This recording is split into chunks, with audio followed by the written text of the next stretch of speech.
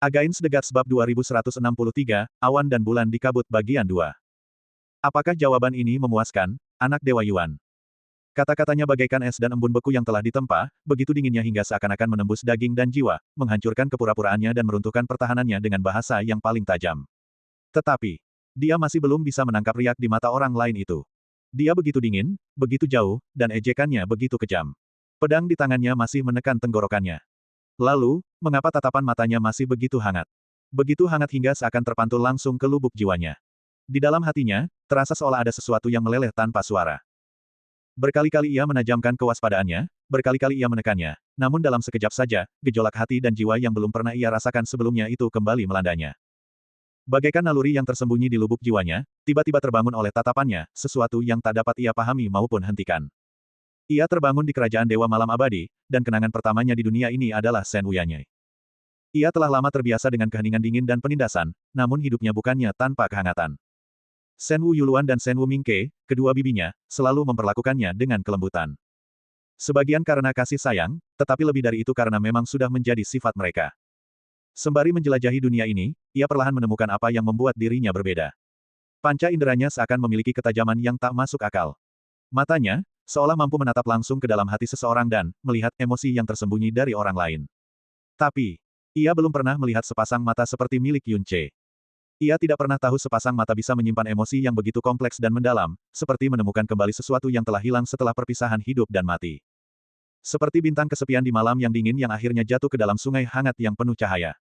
Seperti cermin kuno yang tersegel selama 1000 tahun, tiba-tiba memantulkan wajah yang familiar.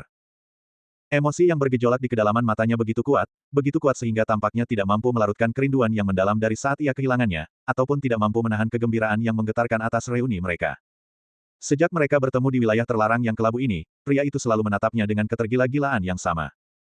Mata hitamnya sedalam jurang hitam pekat, namun bersinar terang, seolah menyembunyikan dua gugusan cahaya bintang yang tak pernah padam. Di dalam cahaya bintang itu, ada penyelidikan yang hati-hati, seolah-olah takut akan segala sesuatu di hadapannya hanyalah pantulan di air atau sekuntum bunga di cermin. Ada keterpanaan yang hilang dan linglung, seolah-olah ia belum pulih dari luka jiwa dan obsesi yang berlangsung begitu lama. Dan ada keterikatan yang begitu mendalam hingga ia tidak akan melepaskannya bahkan jika itu berarti menumpahkan seluruh gunung dan lautan. Siapa? Siapa dia? Dan siapa? Aku. King Yue, kamu tidak perlu mengujiku lagi. Di dunia ini, akulah satu-satunya orang yang tidak perlu kamu uji atau waspadai, karena aku tidak akan pernah bisa menyakitimu lagi. Suaranya selembut angin, dan tatapannya melekat padanya, seolah berusaha mengikat sosoknya erat-erat di dalam jiwanya. Saat kata-katanya terucap, ia tiba-tiba mencengkeram dadanya dan mulai batuk hebat.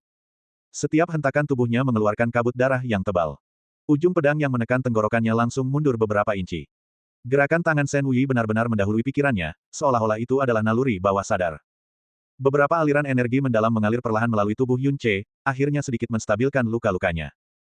Shen Wuyi memperhatikan dengan mata menyipit, kata-katanya masih dingin dan mengejek, jadi, kamu takut mati.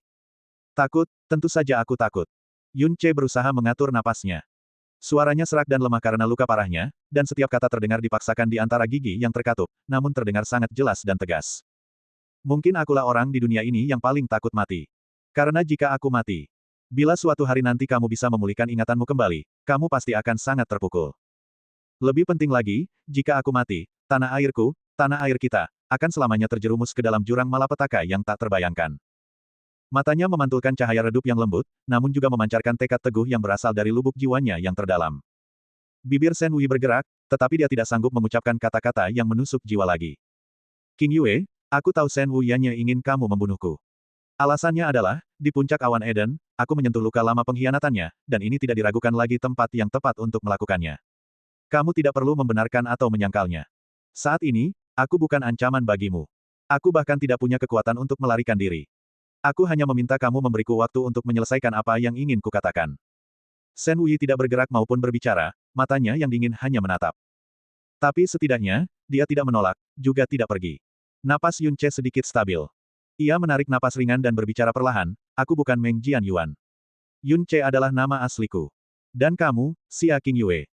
Kita menikah di kota Liuyun saat kita berusia 16 tahun. Dunia ini tidak memiliki kota Liuyun, karena ia ada di tanah air kita. Shen Wuyi. Kamu berkata bahwa kamu egois dan berhati dingin. Kurasa sikap dinginmu ini mungkin karena jiwa dan ragamu menolak dunia ini. Bagaikan batu kecil yang dijatuhkan ke kolam yang tenang, kalimat ini seakan menimbulkan riak sesaat di tatapan Shen Wei. Perasaan menolak dunia ini, saya memahaminya. Dan penolakan itu justru karena kita bukan bagian dari dunia ini. Tanah air kita adalah tanah suci abadi, yang selama berabad-abad telah dirindukan oleh penghuni dunia ini selama beberapa generasi, dan yang kini sedang berusaha mereka masuki. Kata-kata Yun Ce pasti akan mengguncang dunia bagi siapapun di abis. Ekspresi Shen Wei tidak berubah, dan ia juga tidak menyela. Ia hanya menatapnya dengan dingin, mendengarkan.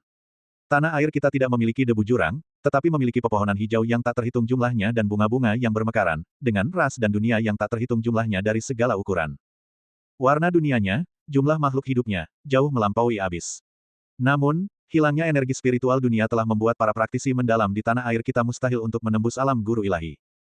Begitu para penghuni abis menginjakan kaki di sana, seluruh kehidupan di tanah air kita akan menjadi domba-domba yang siap disembelih. Hukum-hukum rapuh dunia itu juga akan melahirkan bencana yang tak terhitung jumlahnya, tidak mampu menahan kekuatan setengah dewa dan para dewa sejati. Ini juga alasan aku datang ke dunia ini. Dengan setiap kata, dia menatap langsung ke mata Shen Wei, tanpa menyembunyikan apapun. Semua emosinya tercermin dalam tatapannya tanpa keraguan. Shen Wei berkata dengan lemah, apakah kamu mencoba mengatakan bahwa kamu ingin menghentikan tanah suci dan kerajaan dewa memasuki tanah suci abadi? Benar, hanya kamu. Ya, hanya aku. Ia menjawab tanpa ragu, tanpa rasa takut. Kaisar Yuan dan 4 pendeta ilahi adalah makhluk dengan kekuatan luar biasa. Bahkan di bawah tanah suci, di antara 6 kerajaan dewa, ada banyak sekali ahli yang bisa memusnahkanku menjadi debu hanya dengan jentikan jari mereka. Dan aku, seorang guru ilahi belaka, harus menghentikan pembukaan susunan agung pemecah kekosongan berikutnya dalam waktu tidak lebih dari 40 tahun. Ini sangat konyol dan menggelikan, kan? Siapapun di abis yang mendengar ini akan menganggapnya konyol dan menggelikan. Namun Shen Wei, yang sebelumnya hanya melontarkan kata-kata dingin dan ejekan, tidak memanfaatkan kesempatan ini untuk melontarkan komentar yang menusuk hati. Oleh karena itu, aku hanya bisa menggunakan segala cara yang mungkin. Mulai dari menyamarkan diriku selapis demi selapis, dan berbaur dengan dunia ini selangkah demi selangkah. Aku menggunakan trik kotor untuk mendekati Hua Caili, dan metode tercela untuk menjadi Meng Jianyuan. Semua itu untuk menghancurkan aliansi antara kerajaan penenun mimpi, penghancur surga, Shen Luo, dan bahkan menanam benih bagi mereka untuk saling bermusuhan. Ia mengungkapkan siasat terpentingnya di dunia ini kepada Shen Wei dengan sangat jujur. Cahaya rembulan yang dingin di mata Shen Wei semakin dalam. Tidak seorang pun tahu apa yang sedang dipikirkannya. King Yue. Panggilnya dengan bisikan lembut, seperti sesuatu dari mimpi yang jauh. Ia sedikit memejamkan mata dan tersenyum, kamu telah kehilangan ingatan masa lalumu, jadi kamu tidak bisa mengerti betapa bahagianya aku, betapa bersyukurnya aku kepada surga, karena bisa bertemu denganmu lagi. Dalam mimpi-mimpi yang kubangun sendiri, aku membayangkan berkali-kali. Jika kamu muncul kembali dalam hidupku, aku akan melakukan apapun untuk menebus semua yang telah kamu alami. Aku akan menggunakan segala cara apapun agar hidupmu terjalin lagi ke dalam hidupku. Namun, kita akhirnya bertemu kembali di dunia lain, di bawah beban takdir yang begitu berat. Ia membuka matanya lagi, semua kehangatan dan kasih sayang kini terselubung di bawah tatapan yang begitu jernih dan mendalam. Bagaimana mungkin beban perasaan pribadi sebanding dengan beban tanah air yang berada di ambang kehancuran? King Yue, aku yang begitu banyak berhutang budi padamu, masih sangat membutuhkan bantuanmu saat ini. Tanah air kita bukanlah tanah suci abadi mereka. Tanah air kita adalah tanah suci abadi kita. Akulah kaisar, tanah suci abadi. Dan kamu adalah permaisuri. Setelah mengatakan begitu banyak sekaligus, napas Yun Ce kembali tersengal-sengal. Ia diam-diam menahan luka-lukanya, wajahnya sepucat kertas, namun ia sama sekali tidak menunjukkan kerapuhan yang biasa ia rasakan karena terluka parah. Karena dunia ini tidak memberinya sedetik pun kelemahan. Apakah kamu sudah selesai? Suara Shen Wei masih sedingin es. Cerita yang bagus. Begitu konyolnya sampai-sampai aku ragu bahkan para penulis kata fana pun bisa mengarangnya dalam keadaan gila. Namun, karena begitu konyolnya, aku justru cenderung mempercayai sebagian isinya. Ia menyipitkan matanya, tatapannya bagai salju yang tidak mencair dari wilayah beku yang tak berujung, murni, namun sama sekali hampa kehangatan. Dengan asumsi apa yang kamu katakan itu benar, seorang kaisar dari dunia lain, seorang penipu yang menyamar sebagai putra ilahi dari kerajaan dewa, bayangan yang memicu kekacauan di antara 3 kerajaan dewa, baru saja mengungkapkan semua rahasia ini, tanpa ragu, kepada seorang gadis ilahi dari kerajaan dewa. Sekalipun diriku di masa lalu benar-benar, Xia King Yue, yang kamu bicarakan, diriku yang sekarang murni dan sepenuhnya adalah Shen Wei, Dewi Kerajaan Dewa Malam Abadi saat ini. Xia King Yue yang kamu bicarakan tidak memiliki sedikit pun jejak keberadaan dalam hidupku maupun kesadaranku. Dengan satu kata dariku, semua aspirasi dan rencanamu akan terbongkar ke dunia dan berubah menjadi abu. Kalau begitu, bukankah kaisar dari dunia lain ini terlalu naif dan bodoh? Bagaimana mungkin seseorang yang begitu naif dan bodoh layak menanggung nasib seluruh dunia? Uhuk.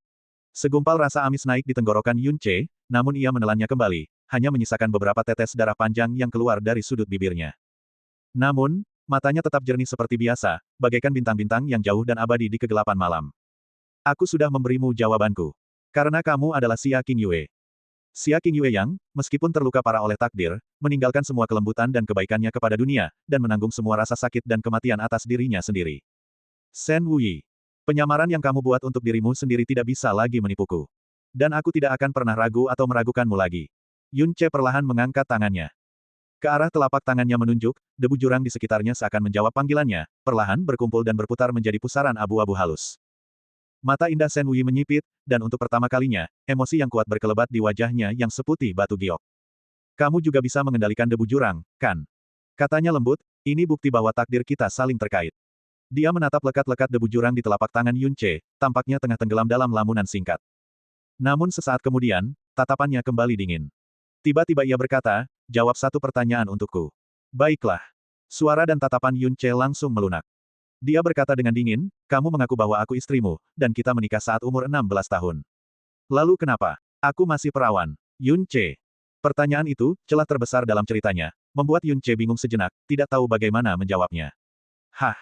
Keheningan singkat Yun Che membuat Shen Wuyi mendengus dingin.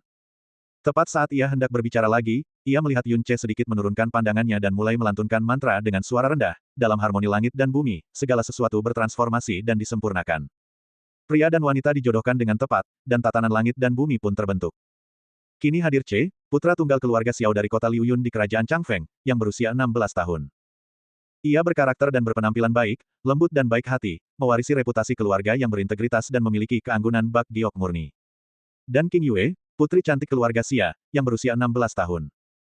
Wajahnya sebening kaca yang memantulkan cahaya bulan, murni dan anggun, berbudi luhur dan santun, memiliki pesona anggun bak anggrek. Shen Wuyi. Pembacaannya berlanjut, setiap kata menusuk jauh ke dalam lautan jiwanya. Mengenang masa muda Qingyue yang rapuh, hidupnya di ujung tanduk, Tuan Xiao menyelamatkannya dengan nyawanya sendiri, dan Tuan Xia, sambil meneteskan air mata darah, bersumpah, dengan demikian menyegel ikatan suci ini untuk selamanya. Surat nikah ini ditulis hari ini, dengan tablet roh klan sebagai saksi dan kontrak kristal mendalam sebagai bukti, untuk mengesahkan ikatan Xiao Che dan Xia Qingyue. Semoga keduanya terus berjalan beriringan, saling membantu di jalan yang penuh makna. Dalam kekayaan, mereka akan berbagi. Dalam kemiskinan, mereka akan tetap berdampingan. Dalam bahaya, mereka akan menghadapi hidup dan mati sebagai satu. Dalam damai, hidup mereka akan harmonis. Semoga mereka tetap bersama seumur hidup, untuk menyaksikan perjalanan panjang Dao Agung. Semoga mereka tidak pernah meninggalkan satu sama lain, untuk selamanya bermandikan rahmat spiritual langit dan bumi. Sertifikat ini dibuat dengan hikmat sebagai bukti sumpah ini. Yun Che menyentuhkan jari-jarinya ke bibirnya dan menodainya dengan darah merah tua. Ia lalu menekan ujung jarinya dengan kuat ke bagian lengan bajunya yang bersih. Ketika ia mengangkatnya, sebuah sidik jari yang dalam dan utuh tertinggal. Robekan. Ia merobek lengan baju berbekas sidik jari itu dan dengan lembut mendorongnya ke arah Shen Wuyi yang tertegun. Tanpa sadar, Shen Wuyi mengangkat tangannya dan menangkap kain itu, kehangatan samar menjalar di telapak tangannya. Apa yang sedang kamu lakukan? Melihat lengan bajunya yang robek tidak dibuang, Yun Che tampak tersenyum puas. Setelah kehilanganmu, aku menyaksikan kenangan masa lalumu. Akhir yang kamu berikan pada dirimu sendiri hanyalah gaun pengantin merah cerah dan surat nikah itu, yang kamu simpan rapat-rapat di ikat pinggangmu. Tiba-tiba, sebuah suara teriakan perempuan menggema, dipenuhi kepanikan dan kemarahan. Kakak Yun. Shen Wuyi, berhenti. Teriakan gadis itu baru saja tiba ketika cahaya pedang yang menyilaukan membelah kegelapan, merobek ruang, dan menusuk hati Shen Wuyi dengan amarah yang tak terbatas. Bab 2164, Hati Seperti Anak Kecil. Yun Che ambruk ke tanah, tubuhnya berlumuran darah seolah terciprat tinta. Noda darah merah menyebar di batu jurang gelap, pemandangan yang mengejutkan. Shen Wuyi berdiri di hadapannya, cahaya dingin pedang tanpa hati mengarah tepat ke tenggorokannya, dengan ujung pedang hanya sehelai rambut dari kulitnya.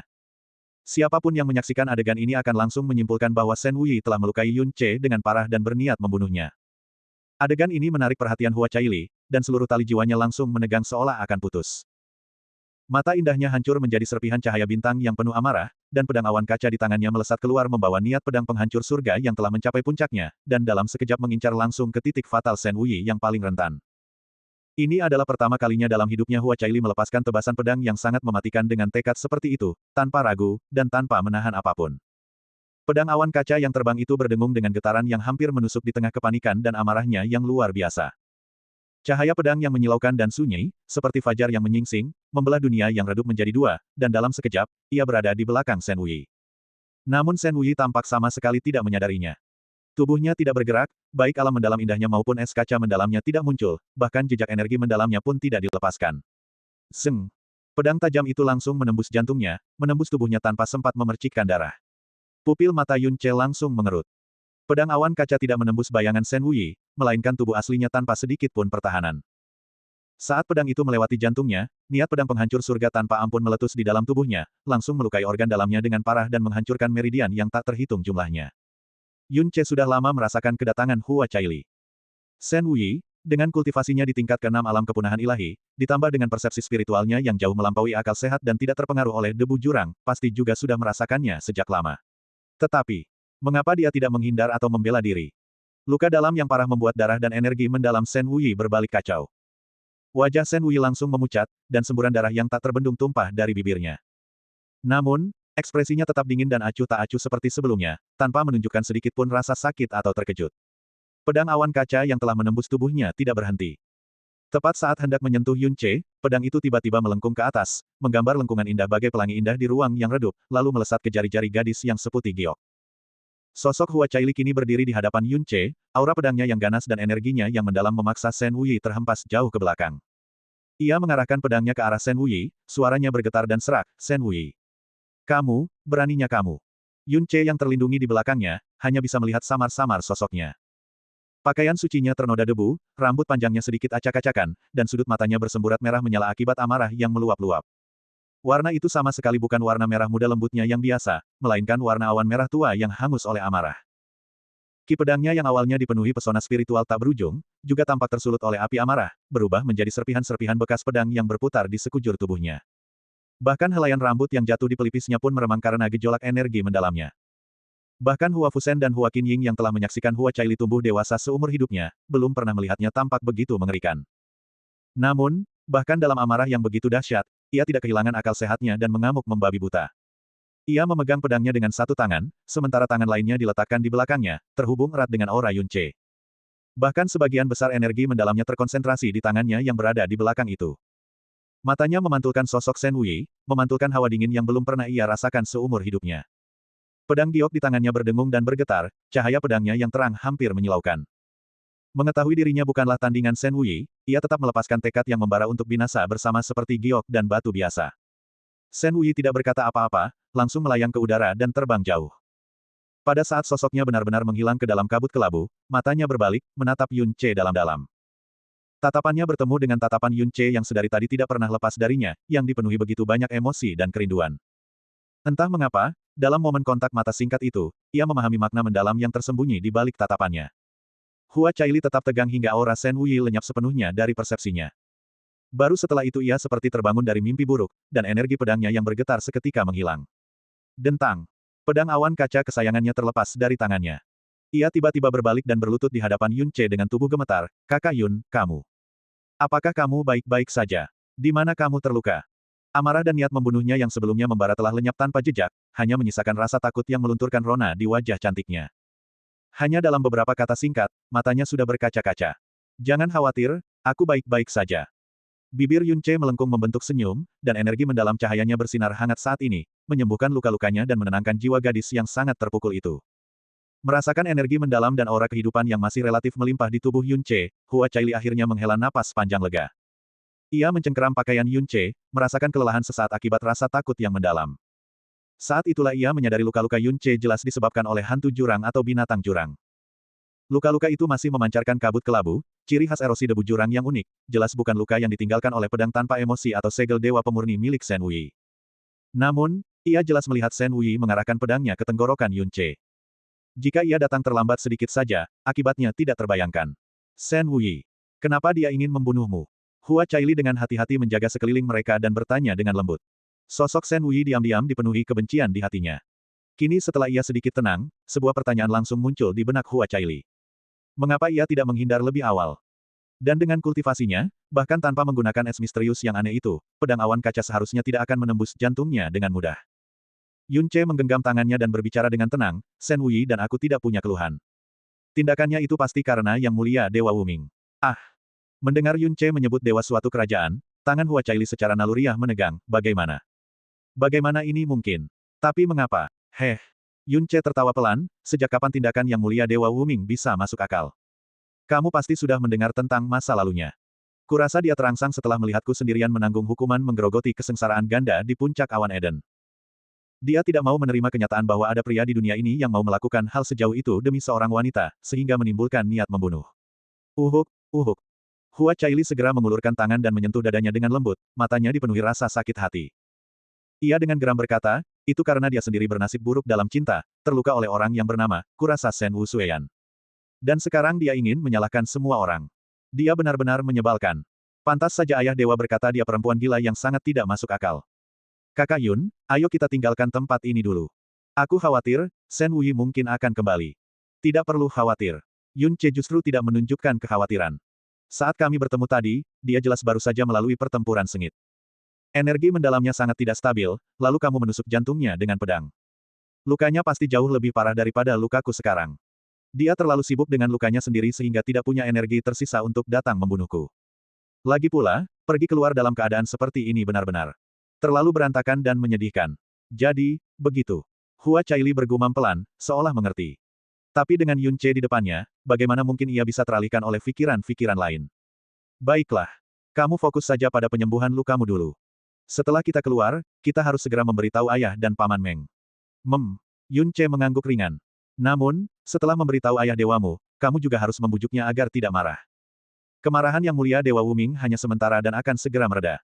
Kecuali benar-benar diperlukan, seseorang tidak boleh bertengkar secara terbuka dengan wanita gila. Lagi pula, semua lukaku disebabkan oleh hantu jurang. Shen Wuyi bahkan tidak sempat menyentuhku. Hua Caili berpikir sejenak, lalu akhirnya mengangguk patuh, aku tahu. Kakak Yun, kamu selalu baik hati. Meskipun kamu hampir mengalami penyergapan yang mengerikan, kamu masih memikirkan ayah dewa dan yang lainnya. Yun Ce menatapnya dalam diam, lalu tiba-tiba mengerahkan tenaga pada tangannya dan menariknya ke arah dadanya. Ah! Hua Caili mendesah pelan. Mengingat luka-luka Yun Ce, ia tidak berani melawan sedikit pun dan dengan patuh meringkuk dalam pelukannya, membiarkan noda darahnya mewarnai jubah putih bersihnya. Aroma samar darah bercampur dengan aura bersihnya yang khas tercium di hidungnya. Caili, bisiknya lembut ke telinga gadis itu, tampak serius namun menggoda. Jika suatu hari, aku melakukan sesuatu seperti yang dilakukan Shen Wu Sueyan kepadamu, apakah kamu akan menjadi Shen Wu Yannya yang lain? Puff! Hua Caili langsung tertawa terbahak-bahak, tubuhnya sedikit gemetar. Ia menyandarkan kepalanya dengan lembut di dada Yun Ce, dan mendengarkan detak jantungnya yang agak tidak beraturan. Setelah memikirkan tentang perbuatan Shen Wu Sueyan, ia berkata dengan lembut, di dunia ini, hanya aku yang tahu betapa baiknya kakak Yun. Jadi, jika suatu hari nanti, kamu jatuh cinta pada wanita lain seperti Shen Wu Sueyan, dan bahkan menikahi wanita lain untuk menjadi selir anak dewamu, itu hanya berarti aku pasti tidak cukup baik, atau setidaknya tidak sebaik wanita itu, yang akan membuat pandangan dan hati kakak Yun beralih ke orang lain. Yun Ce.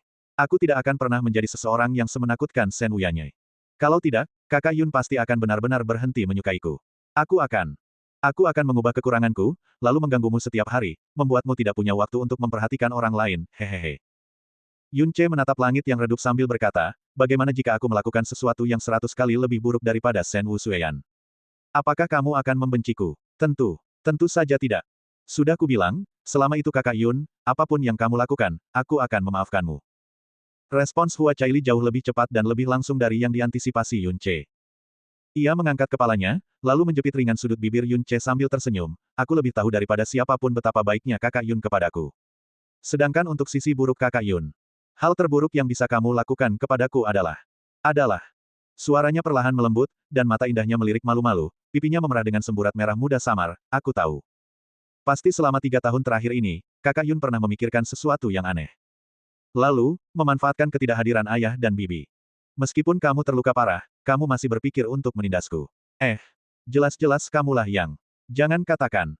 Ia menekan bibir Yun Ce dengan kuat dan menariknya hingga datar, menghentikan kata-katanya selanjutnya. Hatinya yang sangat polos tanpa sadar mengungkapkan isi hatinya sendiri seolah-olah itu lelucon. Di tepi tanah suci, formasi besar pemecah kekosongan tiba-tiba bersinar dengan cahaya abu-abu, dan sesosok perempuan perlahan muncul, menyeret noda darah yang mengejutkan di belakangnya.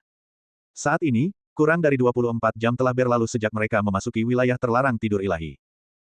Pan Buzuo telah keluar pada jam ke-6, meraung bahwa hanya ada debu jurang dan bahaya di dalamnya, tanpa warisan atau kesempatan ilahi yang bisa dibicarakan, dan bahkan secara halus mengejek Dewi Malam Abadi atas tindakan bodohnya menyia-nyiakan kesempatan besar. Dan orang kedua yang muncul ini tidak lain adalah Shen Wuyi, yang telah menyebabkan terbukanya wilayah terlarang tidur ilahi. Namun, parahnya luka-lukanya membuat siapapun yang melihatnya terkesiap. Wuyi! Shen Wu Yuluan yang berjaga di sana berseru, dan dengan cepat berlari ke depan untuk memeluk Shen Wuyi yang jelas-jelas terluka parah dan kelelahan. Saat aura hangat yang familiar mendekat, Shen Wuyi yang telah bertahan begitu lama akhirnya merasakan hatinya mengendur dan jatuh tak berdaya ke pelukan Shen Wu Yuluan. Namun, ia dengan keras kepala menolak untuk pingsan, dan berkata dengan suara lemah, "Bibi. Bawa aku. Untuk menemui Ibu Dewa. Baiklah. Cepat tenangkan pikiranmu dan atur napasmu, jangan bicara lagi." Suara Shen Wu Yuluan bergetar karena sakit hati. Ia memeluk Shen Wuyi dan menyelimuti tubuhnya dengan jubah hitam baru, menyembunyikan luka di dadanya. Sekilas ia menyadari bahwa itu adalah luka pedang yang ditinggalkan oleh niat pedang penghancur surga. Di Tanah Suci, di dalam halaman tempat kerajaan ilahi malam abadi berada, di dalam penghalang isolasi yang dipasang oleh Dewa Wuming. Wajah Shen Wuyi benar-benar pucat pasi, tubuhnya dipenuhi bekas cakaran hantu jurang, beberapa di antaranya nyaris fatal. Namun, yang paling mengejutkan adalah bekas pedang di dadanya. Niat pedang penghancur surga yang mengerikan masih melekat, dan dalam kondisinya saat ini, ia sama sekali tidak mampu menghilangkannya. Jika terlambat setengah jam saja, ia pasti sudah mati. Shen Wu Yuluan dengan cermat menghilangkan niat pedang penghancur surga dari tubuhnya. Shen Wuyi yang berada dalam pelukannya tidak mampu berdiri, namun tetap harus menghadapi amukan mengerikan Shen Wuyanye. Maksudmu, kamu bukan hanya gagal membunuh Yun Ce, tapi kamu juga ditemukan oleh Dewi Penghancur Surga dan terluka parah karenanya. Kata-kata kasar Shen Wuyanye dipenuhi dengan amarah, dan semua gadis malam abadi di sekitar mereka menundukkan kepala dalam-dalam, tampaknya bahkan tidak berani menatap suaranya. Melapor, Ibu Dewi. Ia hampir tidak bernapas, namun mengerahkan seluruh tekadnya agar tidak pingsan, wilayah terlarang. Hantu jurang yang tak terhitung jumlahnya. Wuyi bertarung cukup lama. Saat bertemu Yun Ce, Wuyi sudah terluka parah dan kehabisan tenaga. Saat hendak menyerang.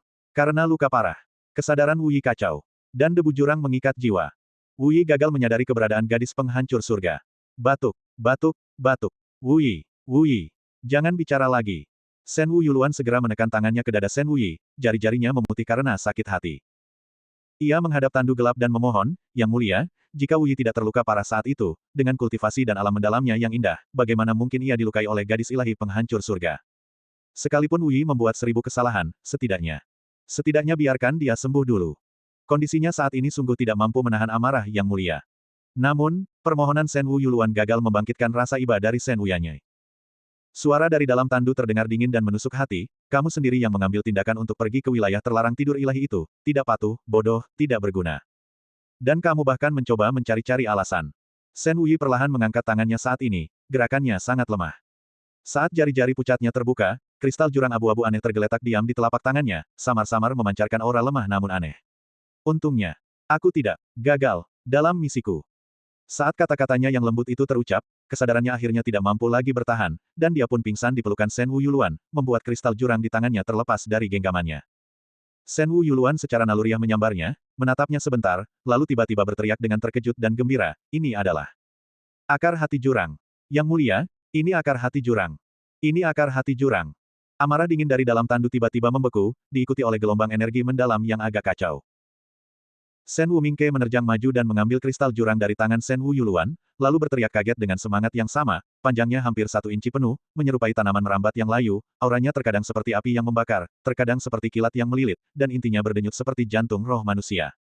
Persis seperti akar hati jurang dalam buku catatan rahasia. Yang mulia, itu adalah akar hati jurang. Wuyi benar-benar menemukan akar hati jurang. Wus! Angin dingin tiba-tiba bertiup, dan akar hati jurang di tangan Shen Wumingke tersapu ke dalam tandu. Setelah itu, aura di sekitar tandu bergetar semakin hebat, dan bertahan untuk waktu yang lama. Shen Wu Yuluan berlutut dengan berat di tanah dan berkata dengan sedih, "Yang mulia, untuk mencari akar hati jurang, banyak orang telah masuk dan keluar lautan berkabut berkali-kali, tanpa henti, tetapi setelah bertahun-tahun, kami tidak menemukan apapun." Wuyi memasuki wilayah terlarang tidur ilahi, bahkan mempertaruhkan anugerah Kaisar Yuan, semua demi secercah harapan ini. Bahwa ia dapat menemukan akar hati jurang ini menunjukkan bahwa saat ia memasuki wilayah terlarang, ia mengerahkan seluruh upayanya untuk memburu hantu jurang, bahkan mungkin mengabaikan luka-lukanya karena takut menyia-nyiakan secercah harapan. Tidak terbayangkan berapa banyak hantu jurang yang telah diburunya hingga terluka parah seperti ini. Bahkan dengan luka separah itu, ketika bertemu Yun Ce, ia tidak pernah melupakan perintah yang mulia. Itulah sebabnya. Itulah sebabnya. Saya mohon yang mulia, Mohon pertimbangkanlah ketulusan hati Wu Yi, yang bahkan surga pun tersentuh dan menganugerahkan akar hati jurang, dan janganlah menghukumnya lebih lanjut. Suasana seketika membeku, diikuti suara Shen Wuyanya yang bahkan lebih serak dari biasanya. Apa yang masih kamu lakukan di sini? Bawa Wu Yi ke bawah untuk segera sembuh. Ya. Shen Wu Yuluan seperti mendengar dekrit surgawi, dengan cepat mengangkat Shen Wu Yi dan mundur dengan langkah tergesa-gesa namun hati-hati.